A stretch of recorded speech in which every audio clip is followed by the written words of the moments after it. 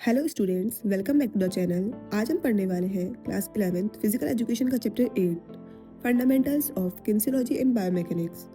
मुझे पता है चैप्टर का नाम थोड़ा टफ लगता है, लेकिन टेंशन बिल्कुल मत लो। इस वीडियो में हम सब कुछ सिंपल, इजी और इंटरेस्टिंग वे में समझेंगे। सबसे पहले समझते हैं किनेसियोलॉजी और बायोमैकेनिक्स क्या होता है। किनेसियोलॉजी का मतलब होता है ह्यूमन बॉडी के मूवमेंट्स का साइंटिफिक स्टडी। इसमें हम पढ़ते हैं कि मूवमेंट्स के टाइम मसल्स, बोन्स और जॉइंट्स कैसे काम करते हैं। अब बात करते हैं बायोमैकेनिक्स की। बायोमैकेनिक्स का मतलब होता है मैकेनिकल लॉ को ह्यूमन मूवमेंट पर अप्लाई करना।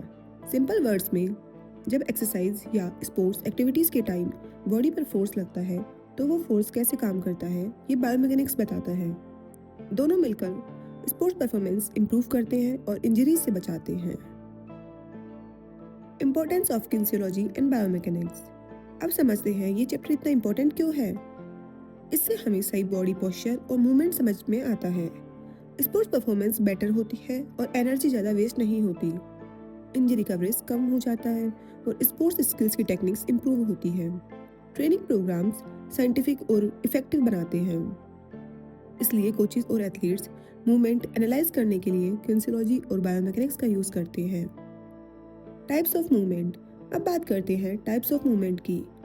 फ्लेक्शन तब होता है जब जॉइंट्स का एंगल कम हो जाता है, जैसे एल्बो या नी को बेंड करना।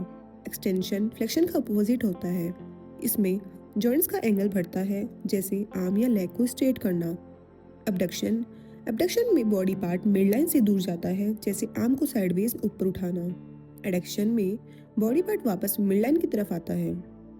रोटेशन में मूवमेंट सर्कुलर होता है। ये मूवमेंट डेली लाइफ और स्पोर्ट्स दोनों में यूज होते हैं।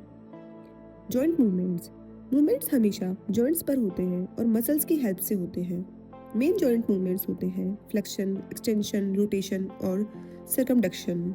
जॉइंट मूवमेंट से स्पोर्ट स्किल्स को एफिशिएंटली परफॉर्म कर पाते हैं। Planes of movement. अब प्लेन्स को इजी वे में समझते हैं। सैगिटल प्लेन बॉडी को लेफ्ट और राइट पार्ट में डिवाइड करता है। इसमें फॉरवर्ड और बैकवर्ड मूवमेंट होता है, जैसे वॉकिंग और रनिंग। फ्रंटल प्लेन बॉडी को फ्रंट और बैक पार्ट में डिवाइड करता है। इसमें साइडवर्ड मूवमेंट होता है, जैसे jumping jack. Transverse plane body को ऊपर और लोअर पार्ट में डिवाइड करता है। इसमें रोटेशनल मूवमेंट होता है, जैसे ट्विस्टिंग और turning. Axis of movement. Axis एक इमेजिनरी लाइन होती है जिसके अराउंड मूवमेंट्स होते हैं। फ्रंटल एक्सिस फॉरवर्ड और बैकवर्ड मूवमेंट के लिए होता है। सैगिटल एक्सिस साइडवर्ड मूवमेंट के लिए होता है। वर्टिकल एक्सिस रोटेशनल मूवमेंट के लिए होता है। Levers in human body. अब आता है एक इम्पॉर्टेंट टॉपिक, लीवर्स। लीवर्स एक रिजिड बार होता है जो फिक्स पॉइंट के अराउंड रोटेट करता है। ह्यूमन बॉडी में बोन्स लीवर्स का काम करती है। लीवर्स के 3 पार्ट्स होते हैं, फल्क्रम, लोड और effort. Types of levers. First class lever में फल्क्रम बीच में होता है, जैसे neck movement. Second class lever में लोड बीच में होता है, जैसे standing on toes. Third class lever में एफर्ट बीच में होता है, जैसे बाइसेप कर्ल्स। और याद रखना, ह्यूमन बॉडी में थर्ड क्लास लीवर सबसे ज्यादा होता है। Application of biomechanics in sports. Biomechanics का यूज करके एथलीट्स अपने टेक्निक्स इंप्रूव करते हैं। एनर्जी वेस्ट कम होती है, स्पीड, स्ट्रेंथ और एफिशिएंसी बढ़ती है। स्पोर्ट्स परफॉर्मेंस एनालाइज करना और ट्रेनिंग प्रोग्राम्स डिजाइन करना बायोमैकेनिक्स की हेल्प से इजी हो जाता है। Summary of this chapter, kinesiology human movement का स्टडी है और बायोमैकेनिक्स मैकेनिकल लॉ का यूज। मूवमेंट्स जॉइंट्स पर होते हैं, प्लेन्स और एक्सिस डायरेक्शन समझते हैं और लीवर्स मूवमेंट को इफेक्टिव बनाते हैं। बायोमैकेनिक्स परफॉर्मेंस इंप्रूव करता है और इंजरीज से बचाता है।